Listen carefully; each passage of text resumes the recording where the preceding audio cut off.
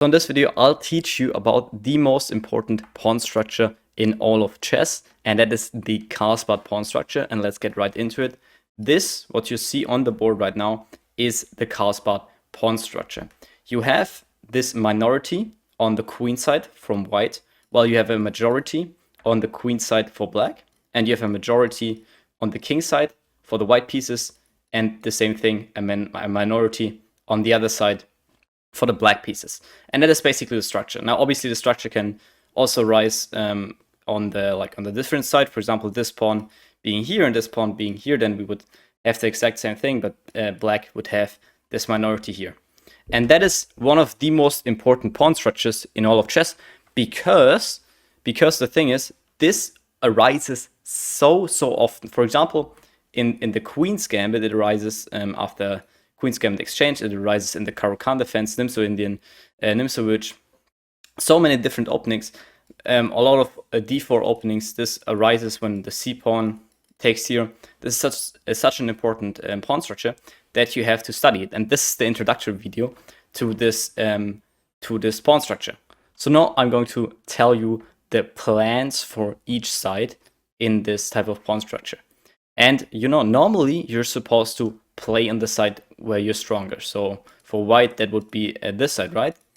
And you should then play on this side. But in the Carlsbad structure, it's actually the other way around. Often, what white does is push these pawns forward and create what's called a minority attack. The minority attack is the most common executed plan in this kind of structure.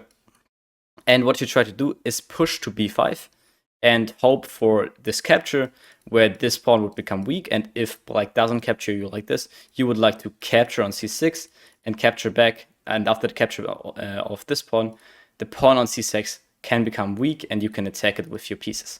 That's basically what you're supposed to do. You're supposed to play on the queen side.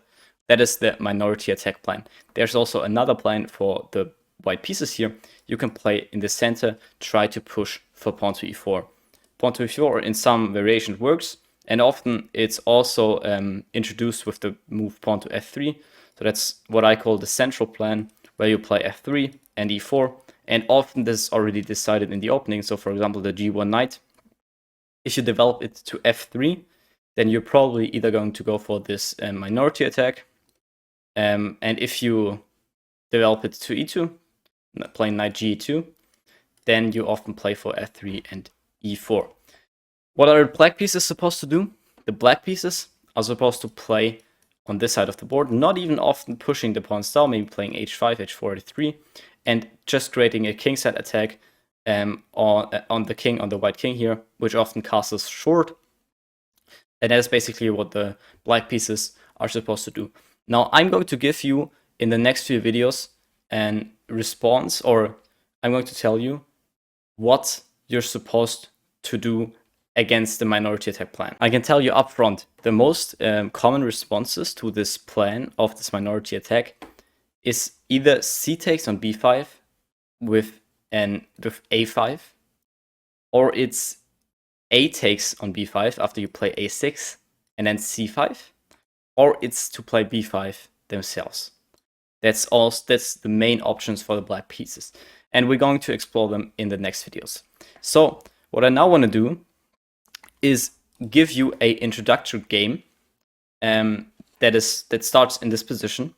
And we start just off as a Queen's Gambit, and we just normally we developed our pieces, and we get to this position, and now it's white to play. So what white did here is play rook to b1, a very common move to prepare pawn to b4. What you could also do here in this position is play rook a e1, which prepares pawn to e4, let's say queen c7, and then you can actually play pawn to e4. Why does that work? Because white is still very underdeveloped. You now have threats here of bishop to f7, and black probably has to play something like rook back here, and already quite passive.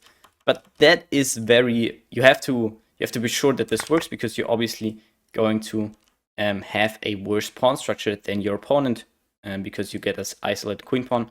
But nevertheless, white in this game played rook to b1, and after the knight goes to f8, we get pawn to b4, trying to go for b5. Now the bishop comes to g4, and now the knight retreats to d2. And white didn't want to allow this capture here, although it is actually fine in this position because you still have the dark square bishop to defend the king as well. So knight to d2, and now we get a6, preventing b5. And often what white does here is play a4 as well to go for this, right? But now we get rook to c1, and that is also a good move. Rook c1 and rook b1, those are probably the squares where the rooks are supposed to be in this kind of structure. Now the bishop goes to h5, trying to trade itself off for this strong light square bishop. This is also what you have to, or should try to achieve as the black pieces try to trade off this bishop.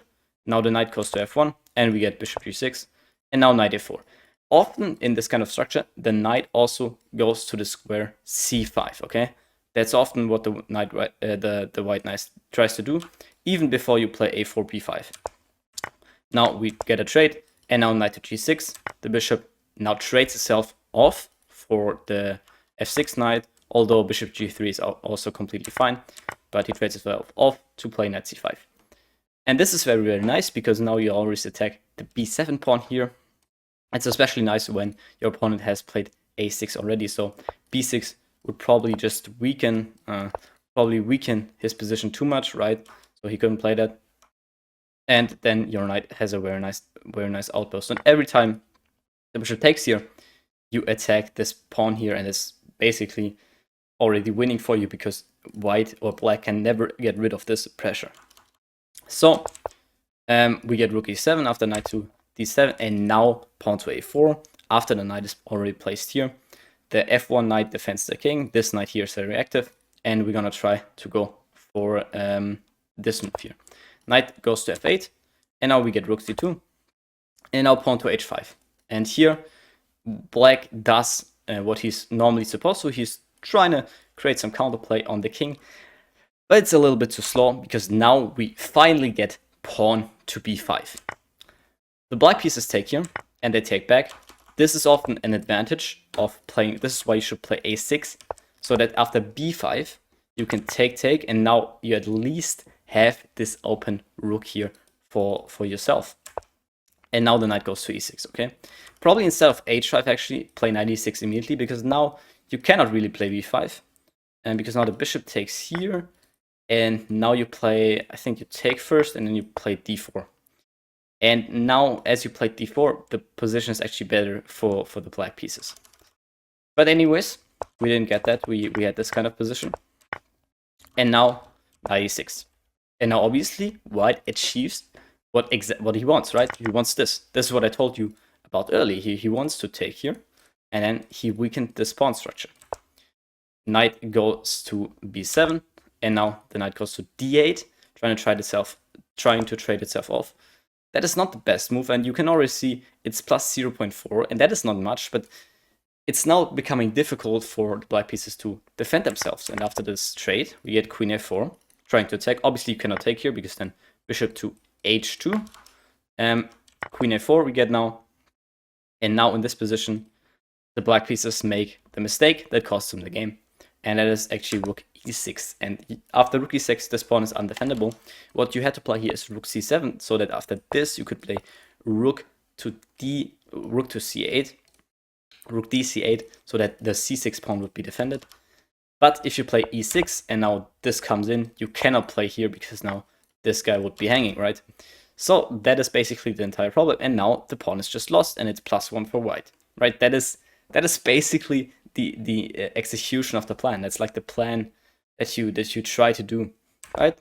Now black tries to again create counterplay on the king side, but it's just not fast enough. Pawn to h3, and obviously not g3 because that would be fatal. But just knight g3, and there's nothing. Obviously you still have to be precise, but white does that with rook e8, and now bishop takes g3, takes, and king h7. Now this is a interesting position, because now you have to play queen to d3 check, because you also attacked here, and this is hanging, and also this is the threat. So if you would just take back here, well then not the rook would be captured, but this guy would be captured. No, what would you play here as the black pieces? Just queen e4 check. Exactly, queen e4 check. And after f3, you could take here. No, you could take the rook, right? You could take the rook. And then you would be winning with check. Genau. Exactly. So you have to get this in between check, and then the rook comes back, and then you take the bishop, and now you're up one pawn. And after this trade here, it's just completely winning for the white pieces because you're up a pawn, and this pawn is also weak. So after this and f4, this and g4, the black pieces resign because now they're also gonna lose this pawn in two pieces, two pawns down. It's just completely lost. So this is just an introductory game to this Carlsbad pawn structure, and where basically the minority attack is perfectly executed. Okay, so in the next video we're gonna talk about how black can react to, or we're gonna talk about one of the reactions for black about to this minority attack. By the way, if you want to take your chess to the next level, reach 2000 on chess.com, whatever your goal is, I'm now offering one-to-one personal chess coaching. I coached you for an hour. Click the link that I have placed in the comments right now. Click it right now, and I see you in the next video.